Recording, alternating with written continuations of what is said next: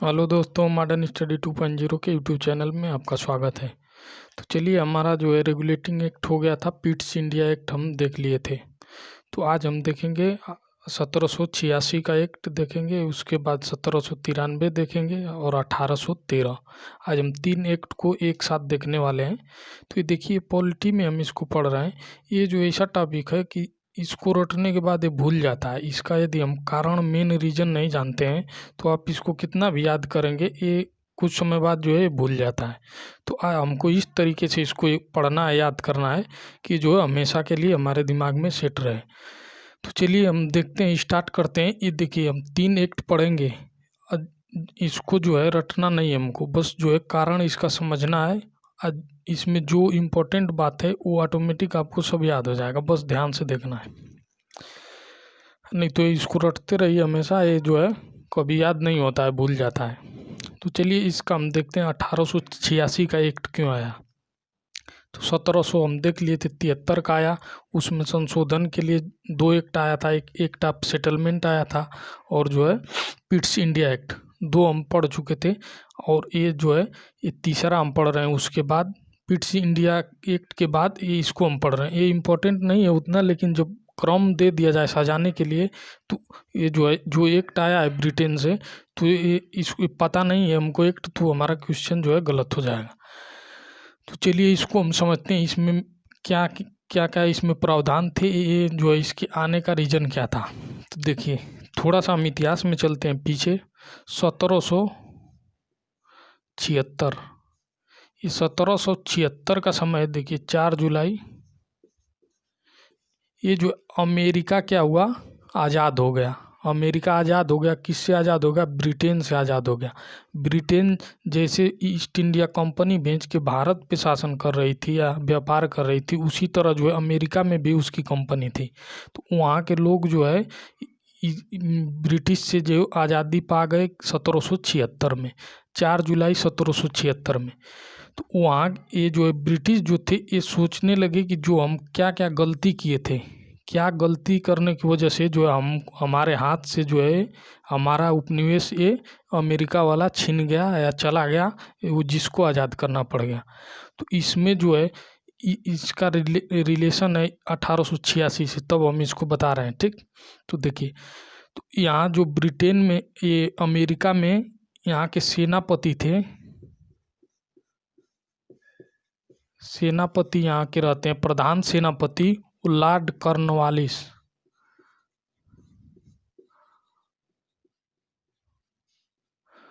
Lord Cornwallis रहते हैं प्रधान सेनापति। ये सेनापति होने के बाद भी क्या हुआ, ये अमेरिका से हाथ धो बैठे। उसके बाद जो ये सबक लिए देखे थे, हर चीज़ को अनुभव किए थे कि यहाँ क्या क्या कमियाँ थी, जिसकी वजह से हमको यहाँ से अमेरिका से हाथ धोना पड़ा। तो उसमें सुधार करने के लिए अपने अनुभव को ये बताते हैं ब्रिटिश जो है संसद को, क्योंकि ब्रिटिश संसद का धीरे धीरे control of east India company पे होते हुए जा रहा था। तो ये बताए, अपना अनुभव बताते हैं और बोलते हैं कि इसको जो है इंडिया में लागू करिए, तभी जो है व्यवस्था सही रहेगा, नहीं तो फिर जो है अमेरिका की तरह ही वहाँ से भी हमको भगा दिया जाएगा।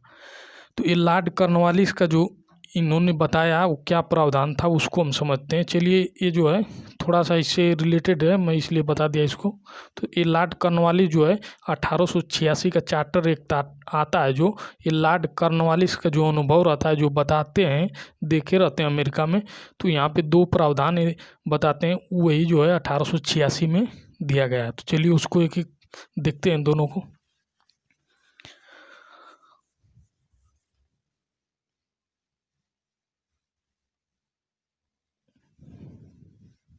देखिए, पहला इसमें हम देखते हैं, ये लॉर्ड कॉर्नवालिस बताए कि ये जो है गवर्नर जनरल जो है, इंडिया में गवर्नर जनरल का जो पोस्ट है, हम देखे थे गवर्नर जनरल। ये बोले, लॉर्ड कॉर्नवालिस बोले, गवर्नर जनरल के पास जो है ये जो सेना प्रमुख है, सेना प्रमुख, मान लीजिए सेना प्रमुख कौन होता है, सेना बहुत सारी सेना है, ठीक, इसके अंडर में होती है, उसका एक प्रमुख होता है। तो ये लॉर्ड कॉर्नवालिस बताए कि सेना प्रमुख जो होता है इसका अधिकार जो है गवर्नर जनरल को होना चाहिए, यानी गवर्नर जनरल को सेना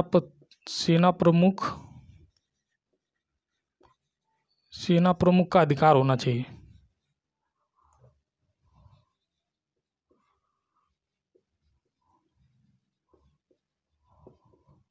सेना प्रमुख को जो अधिकार है वो जो है गवर्नर जनरल के पास भी होना चाहिए।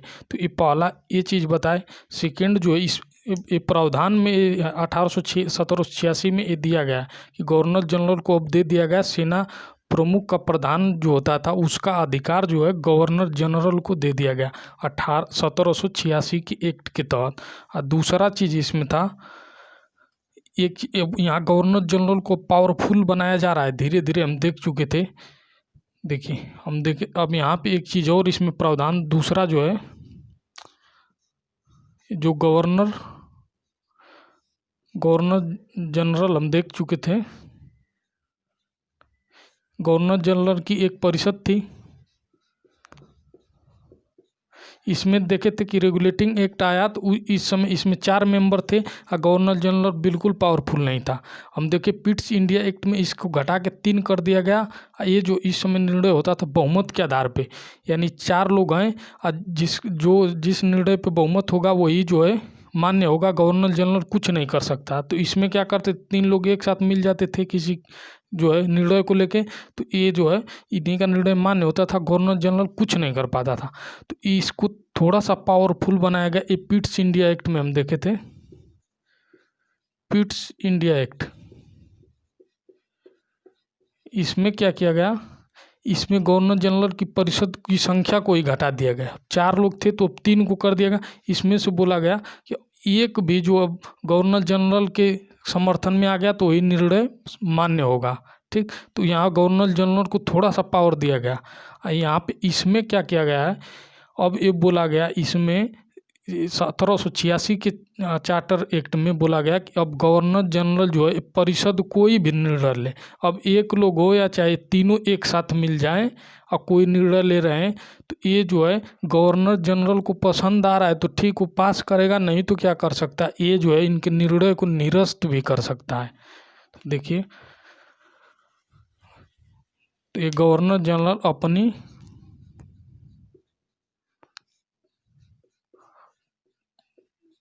परिषद जो है कार्यकारिणी परिषद हम देखे थे, अपनी परिषद के निर्णय को अस्वीकार भी कर सकता है।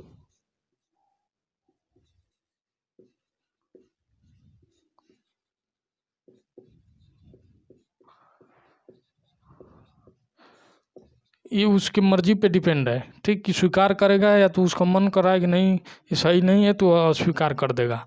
तो यहाँ पे ये 2 चीज़ था, ये जो अंग्रेज सीख लिए थे, ये जो दोनों जो इसमें बात आया है, ये जो अंग्रेज सीख लिए थे अमेरिका से हारने के बाद, ठीक, तो यही जो है 1786 में ये एक्ट बना के भेज दिया गया कंपनी पे लागू करने के लिए। तो ये 2 चीज़ देख लीजिए 1786। इसके बाद हम देखते हैं 1793 वाला, इसको स्क्रीनशॉट ले लीजिए, 2 बात इसमें है इम्पोर्टेंट है। चलिए इसके बाद हम दिन देखते हैं 1793।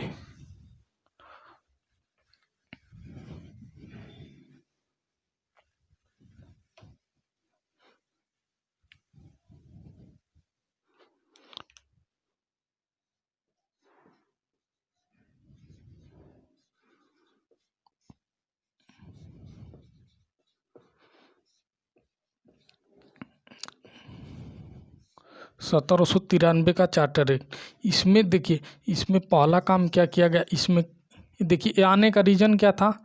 देखिए 1773 में रेगुलेटिंग एक्ट आया, तो ये जो इसको 20 साल का लाइसेंस दिया गया, 20 साल का लाइसेंस मिला था। अब जो है 20 साल पूरा हो गया था, 20 साल पूरा हो गया मतलब इसका लाइसेंस जो है अब ख़त्म हो चुका था, एक्सपायर हो चुका था। तो अब इसको जो है कंपनी को नए लाइसेंस की ज़रूरत थी, तो ये नया लाइसेंस जो है इसको पास करके दिया गया। ये जो है एक्ट के माध्यम से। तो ये जो है 1793 का एक्ट जो आया, ये इस कंपनी को रिन्यूअल किया गया है। इसको जो है 20 साल का और जो है इसको व्यापार करने का अनुमति प्रदान किया गया। तो ये लाइसेंस 20 साल पूरा हो चुका था, ये जो है एक्सपायर हो गया था। अब इसको रिन्यूअल करने के लिए ये एक्ट आता है 1793। इसके आने का रीज़न ये है। तो जब ये 20 साल का रिन्यूअल कर रहा है तो इसमें कुछ जो है चेंजिंग भी करना, ये जो ब्रिटिश कुछ चेंज भी कर दे रहे थे। जो ईस्ट इंडिया कंपनी व्यापार कर रही थी या और शासन, दोनों हम देख चुके थे। देखिए, बोर्ड ऑफ, एक डायरेक्टर था, एक था बोर्ड ऑफ कंट्रोल। तो ये क्या कर रहा था, ये जो है प्रशासन, इसको जो प्रशासन का जिम्मा सौंपा गया था, ये जो है व्यापार। ये बोर्ड ऑफ डायरेक्टर को कोर्ट ऑफ डायरेक्टर भी बोलते हैं, ठीक। तो कंफ्यूज नहीं होना, board of director, court of director एक ही है। ये बोर्ड ऑफ कंट्रोल है, ठीक। तो ये जो है इसकी नियुक्ति हम देखे थे ब्रिटिश कर रहे थे। बोर्ड ऑफ डायरेक्टर का हम देख चुके थे पहले वाला क्लास में, अच्छे से सब डिटेल में देखे थे, ठीक। तो ये जो है इसके मेंबर शेयर धारक जो होते थे, जिनका पास 1000 ज़्यादा पाउंड होता था का शेयर होता था, वही इसको नियुक्त करते थे, इसके मेंबर को। इसमें टोटल हम देखे थे 24 मेंबर थे। तो चलिए, वो सब पीछे हो चुका था। तो ये कंपनी व्यापार भी कर रही थी, प्रशासन भी कर रही थी। अभी इसको 20 साल का यहाँ पे लाइसेंस इसका यहाँ पे एक्सपायर हो गया था। 20 साल का लाइसेंस देने के लिए 1793 का एक्ट आ गया। तो इसमें क्या क्या प्रावधान थे, रिन्यूअल तो हो गया, लेकिन इसमें प्रावधान क्या थे उसको भी हम समझते हैं। चलिए,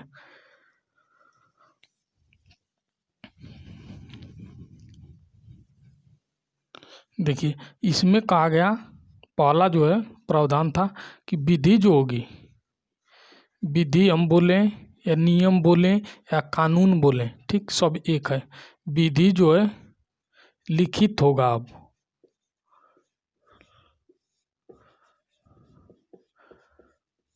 लिखित होना चाहिए या लिखित होगा, ठीक। अब इस 1793 में बोला गया विधि लिखित होगा। लिखित क्यों होगा भैया, पहले क्यों नहीं था? तो पहले जो है मौखिक चलता था। मान लीजिए 1773 का रेगुलेटिंग एक्ट लिखित आया, लेकिन और जो छोटा छोटा काम के लिए जो विधि होता था वो जो है मौखिक ही होता था, अपने मुंह से ही याद रखना था, वही जो चलता था, ठीक। तो ये जो है इसका जो बहुत बुरा इम्पेक्ट भी पड़ता था। मान लीजिए ये जो कोई नियम नहीं मान रहा है तो बोलेगा कि ये जो नियम है, तो कोई भी बोलेगा कहाँ नियम है दिखाओ, कहाँ दिखाएगा, मुंह में खोल के हाथ करके थोड़े दिखाएगा। तो ये जो है लिखित होना अनिवार्य होना चाहिए, ठीक। तो ये जो है यहाँ पे कर दिया गया, इसको लिखित कर दिया गया 1793 के चार्टर एक्ट में। विधि जो होगा अब लिखित होगा, मौखिक नहीं होगा। और सेकेंड जो इसमें किया गया, बोर्ड ऑफ जो कंट्रोल बना था, बोर्ड ऑफ कंट्रोल हम देखे ब्रिटिश बनाई थी, ठीक, ब्रिटिश संसद बनाई थी। डायरेक्टर जो अलग चीज़ था, डायरेक्टर जो कंपनी के शेयर धारक थे। बोर्ड ऑफ कंट्रोल जो है ब्रिटिश संसद बना के भेजी थी यहाँ पे प्रशासन करने के लिए। तो बोर्ड ऑफ कंट्रोल का जो है पेमेंट आता था, इसके कर्मचारियों का जो खर्चा आता था वो कौन देता था? ब्रिटिश संसद देती थी। लेकिन अब व्यवस्था किया गया, देखिए ये काम कर रहा है ब्रिटिश के लिए, अब पेमेंट वहाँ से आ रहा था, अब ये बोला कि इसका पेमेंट भी अब कंपनी देगी। यानी इसका जो है पेमेंट अब बोर्ड ऑफ कंट्रोल के मेंबर का भी जो है सैलरी या वेतन हम कहें, तो ये अब जो है भारतीय राजस्व से देने की व्याख्या कर दिया गया इस एक्ट में 1793 में। अब ब्रिटिश संसद इसका पैसा नहीं देगी। तो ये बोर्ड ऑफ कंट्रोल का जो है वेतन भारतीय राजस्व से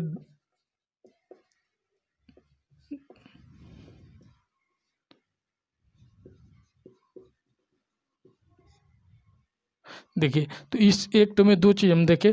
पहला जो है विधि जो है, नियम जो लिखित होना चाहिए। सेकंड जो है बोर्ड ऑफ कंट्रोल है, नियंत्रक बोर्ड भी इसको हम बोलते हैं।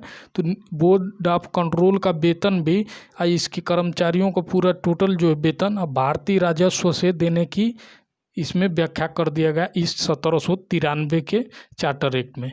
तो ये 1793 में ये दोनों बहुत इंपॉर्टेंट है, तो इसको आप नोट डाउन कर लीजिए।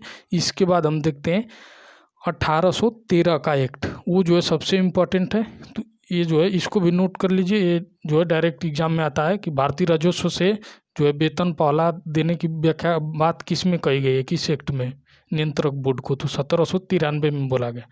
चलिए ठीक है, देख लीजिए आगे। अब 1813 का हम देखते हैं।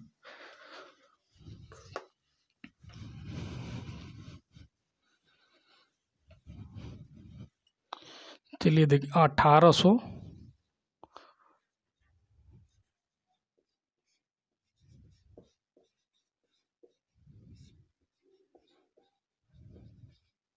1813 क्यों आया, क्योंकि हम देख चुके हैं 1793 में जो है इसको फिर 20 साल का लाइसेंस मिल गया।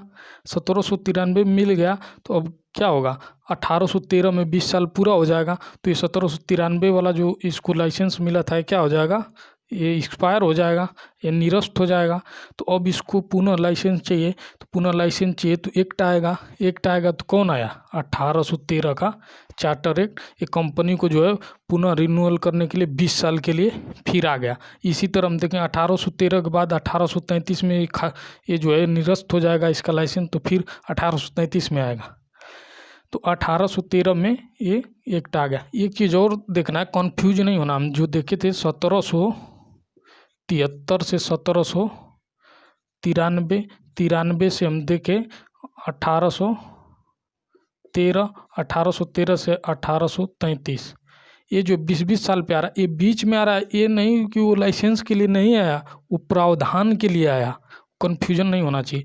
ये बीच में जो एक हम पढ़े हैं पीछे, वो जो प्रावधान के लिए आया, वो ना कि लाइसेंस के लिए आया था। लेकिन ये सब जो है इसका रिन्यूअल के लिए, लाइसेंस के लिए ये सब आया था। तो चलिए इसमें प्रावधान क्या था उसको हम समझते हैं एक एक। इसमें पहला काम किया गया, देखिए इसमें कंपनी का एकाधिकार, कंपनी का जो है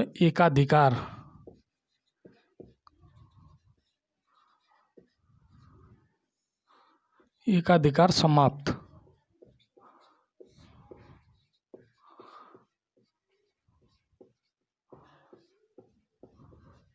चलिए अब कंपनी का एकाधिकार समाप्त हो गया, तो भैया क्यों समाप्त हो गया, पहले क्यों नहीं हो रहा था समाप्त, जब कंपनी को एकाधिकार दिया गया था, ये अच्छा से जो है व्यापार कर रही थी, पैसा भेज रही थी अपने शेयर धारक को, पैसा खूब मुनाफा भेज रही थी इंग्लैंड, ब्रिटेन, तो इसका एकाधिकार समाप्त करने का रीज़न क्या है, क्यों ज़रूरत पड़ गई कि समाप्त करना पड़ा। तो थोड़ा सा हम पीछे इतिहास में चलते हैं। देखिए इधर क्या हुआ था, ये जो फ्रांस था, फ्रांस का जो है शासक कौन बन गया था, नेपोलियन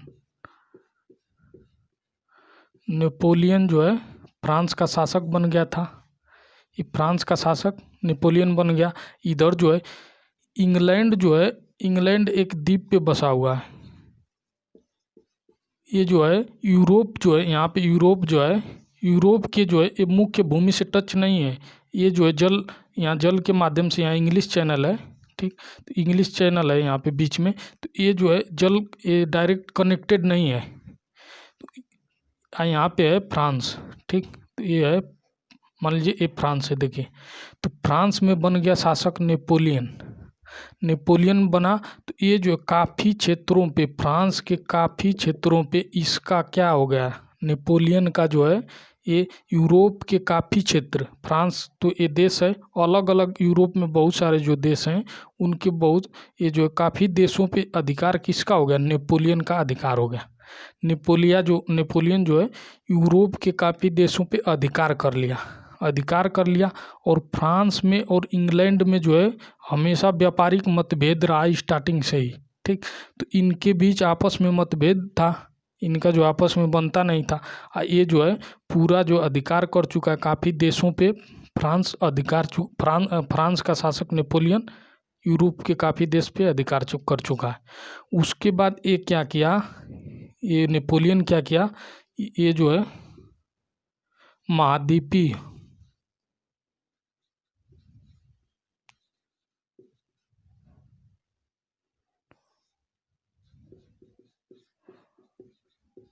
महाद्वीपीय सिस्टम जो है लागू कर दिया। बाकी इसके सब कंट्रोल में जो देश था, उस जो है कंट्रोल जो इसके अधीन जो देश हो गया था, उसमें जो है ये महाद्वीपीय सिस्टम लागू कर दिया नेपोलियन बोनापार्ट। तो ये जो है महाद्वीपीय सिस्टम क्या था, इस महाद्वीपीय सिस्टम ये था, कॉन्टिनेंट सिस्टम भी इसको बोलते हैं। तो इसमें ये था कि कोई भी इंग्लैंड से ब्रिटेन से पूरा, ये टोटल ब्रिटेन की राजधानी इंग्लैंड है, ठीक। तो ये जो है इंग्लैंड का राजधानी लंदन है, ठीक। तो ये जो है ये ब्रिटिश है पूरा। तो ये जो है कोई भी इंग्लैंड से या ब्रिटेन से हम कहें तो ब्रिटेन से कोई भी वस्तु या सामान कोई भी खरीदेगा नहीं, यानी इनके जो है इनसे व्यापार पे पूरा जो है यूरोप में प्रतिबंध लगा दिया। जहाँ इसका कब्जा था वहाँ जो है ये लोग अपना सामान नहीं बेच सकते थे। देखिए अब ये सामान नहीं बेचेंगे, और भैया यहाँ के जो व्यापारी है वो क्या करेंगे। अब पहले तो बेच रहे थे आराम से खूब, इधर कंपनी आके इंडिया में बेच रही थी। तो अब ये व्यापारी जो है यहाँ नहीं बेच पा रहे हैं, तो अब इनको जो होने लगा, व्यापारियों को घाटा होने लगा, इनका माल जो है ख़राब होने लगा, सड़ने लगा। तो ये क्या किए, ये ब्रिटिश संसद पे दबाव बनाने लगे।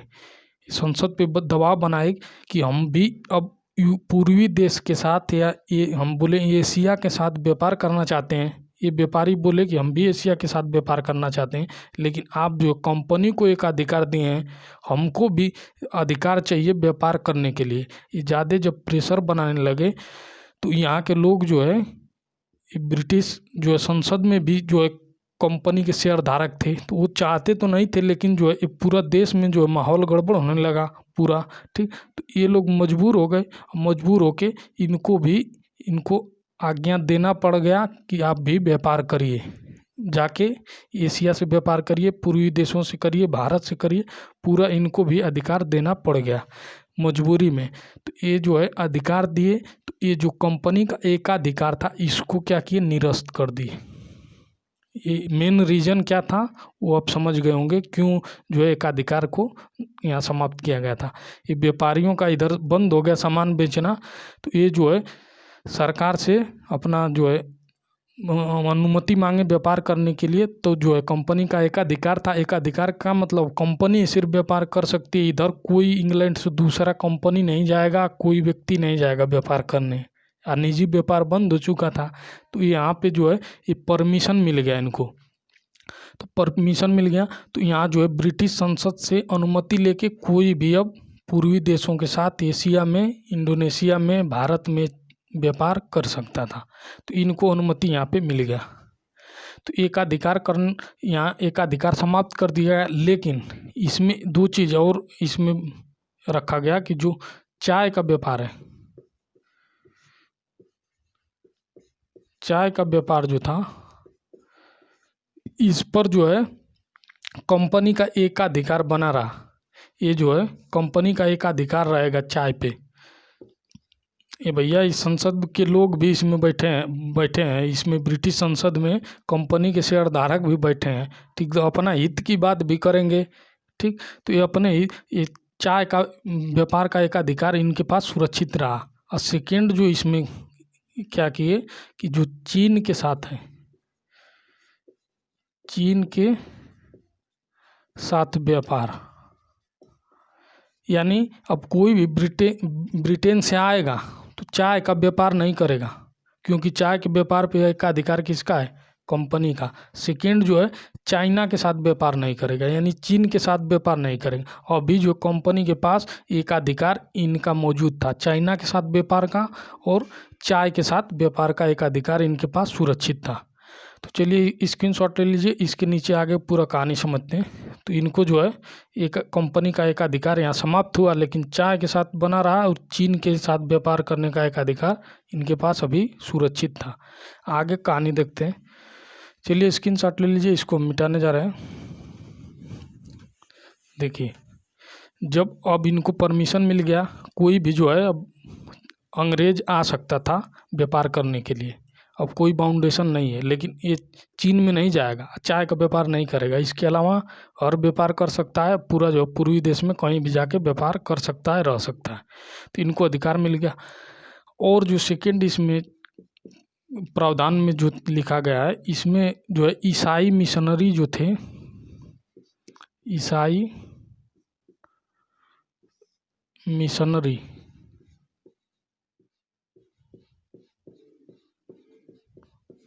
ईसाई मिशनरी थे, वो भी बोले कि हम भी जाएंगे भारत, हम भी जाएंगे भारत, ठीक। तो उनको भी अनुमति दे दिया गया, उनको भी लाइसेंस लेके अनुमति दे दिया गया। ईसाई मिशनरियों को धर्म प्रचार करने की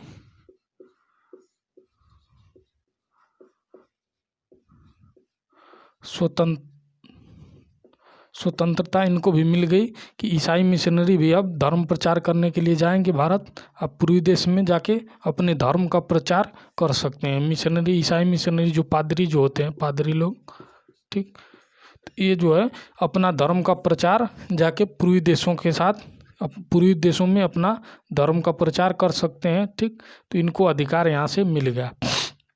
इसके आगे देखते हैं,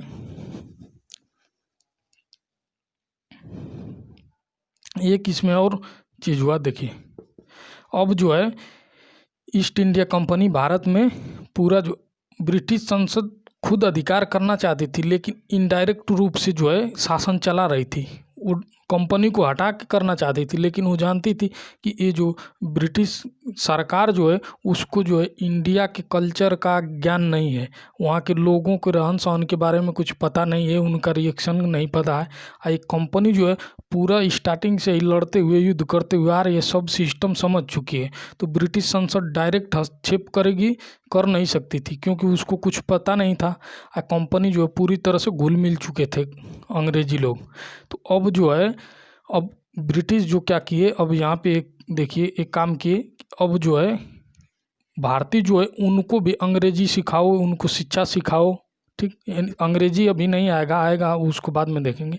तो उनको भी, उनको शिक्षा दो, उनको उनके हित की बात के लिए ये जो पहला इसमें बात बोला गया है कि देखिए भारतीय राजस्व पे,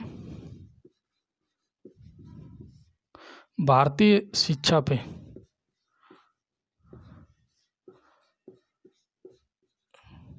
भारतीय शिक्षा पे 1 लाख जो है प्रति वर्ष, 1 लाख हर साल जो है भारतीय शिक्षा पे खर्च करना। देखिए ये बोले भारतीय शिक्षा पे प्रति वर्ष खर्च करेंगे, ठीक। ये जो आए सचुरा ईसाई मिशनरी पादरी लोग आए, अपना जो है धार्मिक स्थल बनाने लगे इस 1 लाख रुपया को लेके। तो यहाँ पे ये बोला गया कि भारतीय शिक्षा पे 1 लाख प्रति वर्ष खर्च करना पड़ेगा, ठीक, इस एक्ट के तहत। लेकिन जो है ये जो है भारतीय शिक्षा पे भी कुछ वे कर रहे थे, ऐसा नहीं पूरा टोटल, लेकिन जो है ज़्यादा विकास इनका हो रहा था। पादरी जो है अपना धर्म प्रचारी पैसा लेके पूरा बोले कि हम जो है शिक्षा दे रहे हैं, शिक्षा दे रहे हैं, यानी पूरा जो है धार्मिक शिक्षा दे रहे हैं। तो ये धार्मिक शिक्षा दे रहे थे। तो ये जो है 1 लाख रुपया इसमें बोला गया कि धार्मिक शिक्षा पर, ये भारतीय शिक्षा पर 1 लाख रुपया प्रति वर्ष खर्च करना है, ठीक। उसके बाद देखें एक चीज़ और इसमें किया गया कि जो बम्बई प्रेसिडेंसी देखे थे, बम्बई प्लस मद्रास, ये बम्बई मद्रास को जो है अब अधीन कर दिया गया था बंगाल के।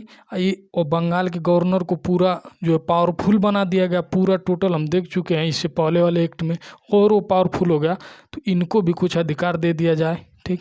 ब्रिटिश संसद जो है सोचा कि इसको भी अधिकार दे दिया, नहीं पूरा डाउन हो जाएगा, ये पूरा पावरफुल हो गया, इनकी कोई अधिकार ही नहीं रह जाएगा। तो इनको भी अधिकार दिया कि आप भी कानून बना सकते हैं, यानी इनको मिल गया विधि बनाने का अधिकार, बनाने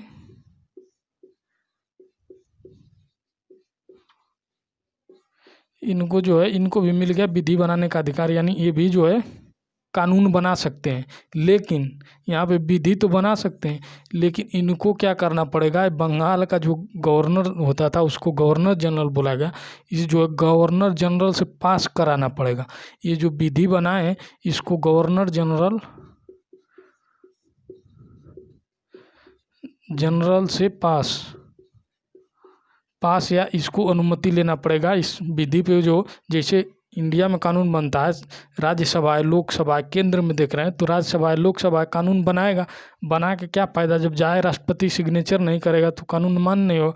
उसी तरह ये जो है विधि बनाएगा, बना सकता, जब ये गवर्नर जो है इसको अनुमति प्रदान कर देगा तब जो है विधि मान्य होगा। ठीक, तो ये इसमें हम चौथा काम देखें कि बम्बई और मद्रास को जो है विधि बनाने का अधिकार दे दिया गया। उसके बाद इसमें एक काम और कर दिया गया कि ये जो गवर्नर जनरल जो थे, गवर्नर जनरल हम देखिए बंगाल के गवर्नर जनरल, तो यहाँ पे देख लीजिए गवर्नर जनरल,